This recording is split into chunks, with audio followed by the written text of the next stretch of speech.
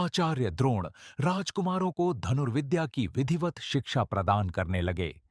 उन राजकुमारों में अर्जुन के अत्यंत प्रतिभावान तथा गुरुभक्त होने के कारण वे द्रोणाचार्य के प्रिय शिष्य थे।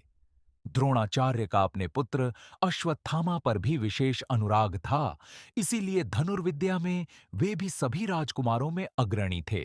किंतु अर्जुन अश्वत्थामा से भी अधिक प्रतिभावान थे।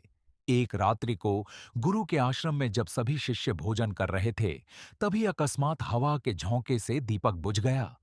अर्जुन ने देखा, अंधकार हो जाने पर भी भोजन के कौर को हाथ मुंह तक ले जाता है।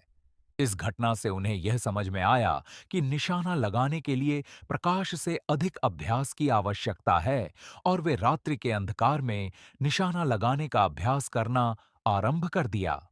गुरु द्रोण उनके इस प्रकार के अभ्यास से अत्यंत प्रसन्न हुए। उन्होंने अर्जुन को धनुर्विद्या के साथ ही साथ गदा, तोमर तलवार आदि शस्त्रों के प्रयोग में निपुण कर दिया।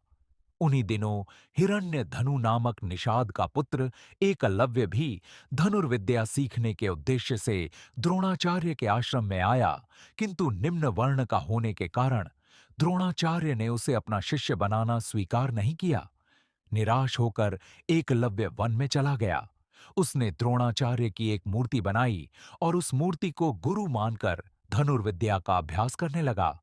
एकाग्रचित्त से साधना करते हुए अल्पकाल में ही वह धनुर्विद्या में अत्यंत निपुण हो गया। एक दिन सारे राजकुमार गुरु द्रोण के साथ आखेट के लिए उसी वन में गए, जहां पर एकलव्य आश्रम बनाकर धनुर्विद्या का अभ्यास कर रहा था। राजकुमारों का कुत्ता भटककर एकलव्य के आश्रम में जा पहुंचा। एकलव्य को देखकर वह भौंकने लगा। इससे क्रोधित होकर एकलव्य ने उस कुत्ते अपना बाण चला चलाकर उसके मुंह को बाणों से भर दिया। एकलव्य ने इस कौशल से बाण चलाए थे कि कुत्ते को किसी प्रकार की चोट नहीं लगी, किंतु बाणों से बिंध जाने के कारण उसका भौंकना बंद हो गया।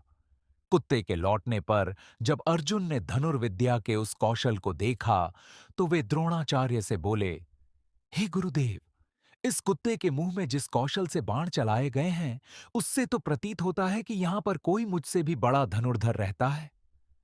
अपने सभी शिष्यों को लेकर द्रोणाचार्य एकलव्य के पास पहुंचे और पूछे, हे वत्स, क्या ये बाण तुम्ही ने चलाए हैं?